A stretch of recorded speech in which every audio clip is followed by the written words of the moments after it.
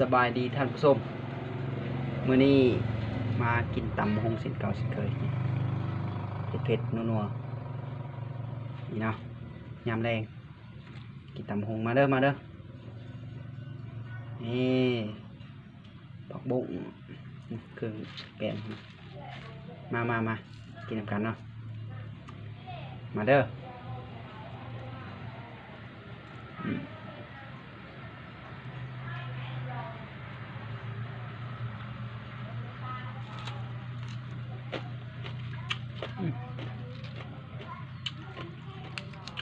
เนี่ย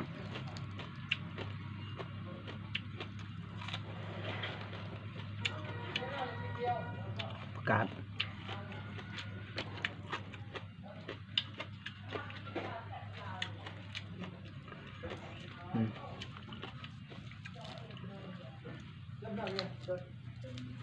ผักบุ้งปลูกเองพี่น้องเก็บมาที่สวน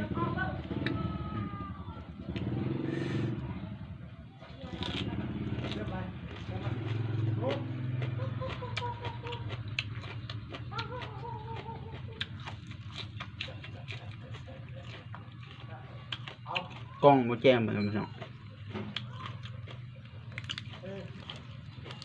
โทรศัพท์บงงามกล้องเลยบุรี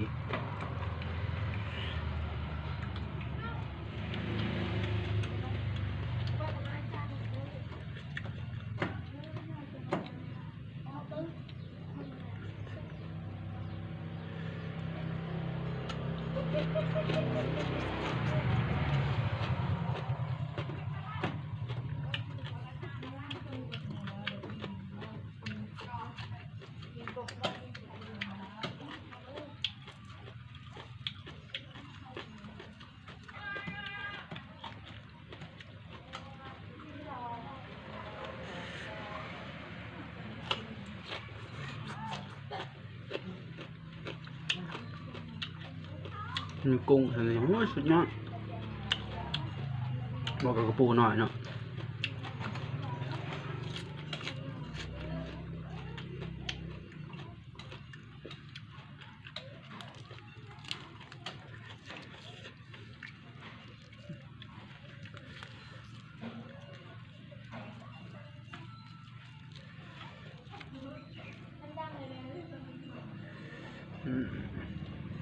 อ่ามา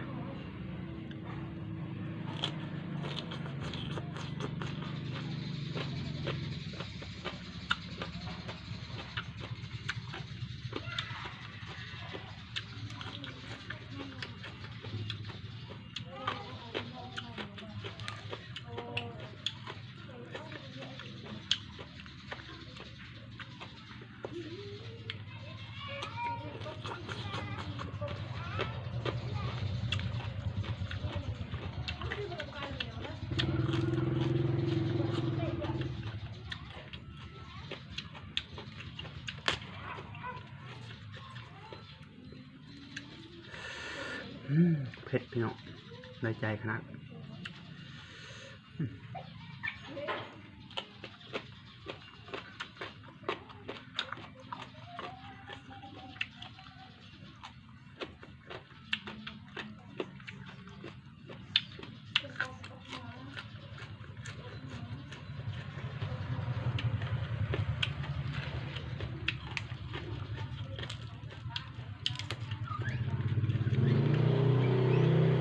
เสียงรถรุกนะเพื่อนที่เก็บทาง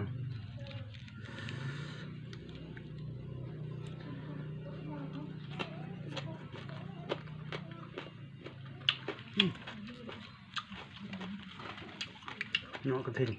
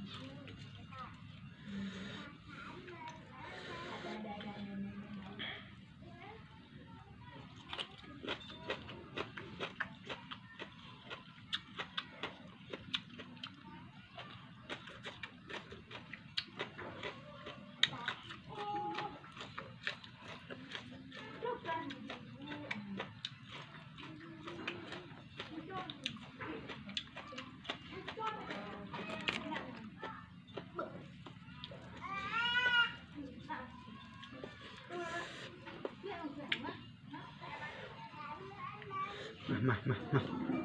เผ็ดขนาดพี่น้อง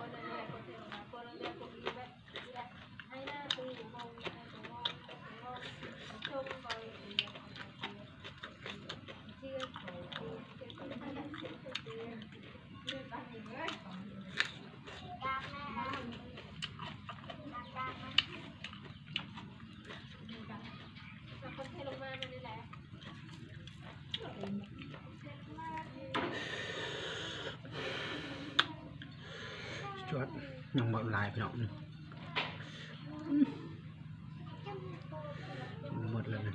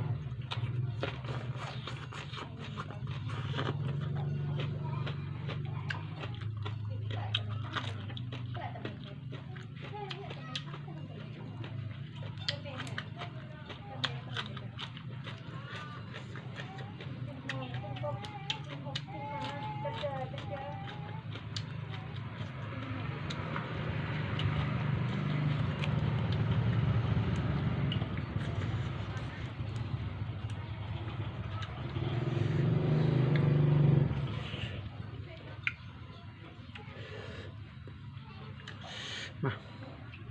เผ็ด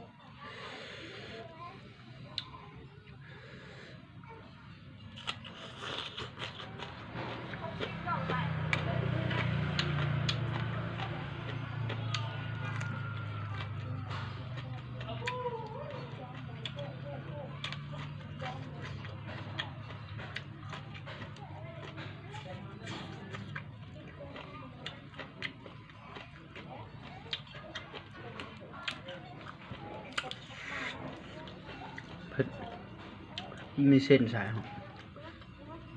มีเส้นกินกับแซ่บบอกกับปูน้อยกุ้งเนาะ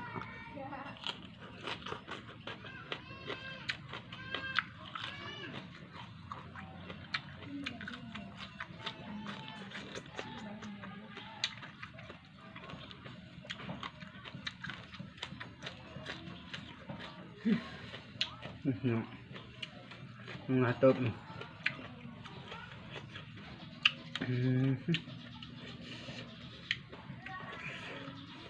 กินผมหมดเลยแหละพี่น้อง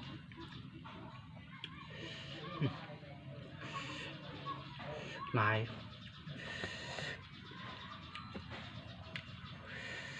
กินผมหมดเลยเด้อพี่น้องเด้อฮอตนี่คลิปเผ็ดกันเลยจบลงเนาะขอบใจที่ให้การติดตามรับชมผิดพลาดประการใดก็ขอโทษขอไปเนาะกล่องมันก็บ่งามแน่อดเบิ่งภาพมัวๆไปก่อนเนาะพี่น้องเนาะมาฮอดนี้ก็คลิปจบลงเพียงเท่านี้เนาะบ๊ายบายขอบใจเนาะบ๊ายบาย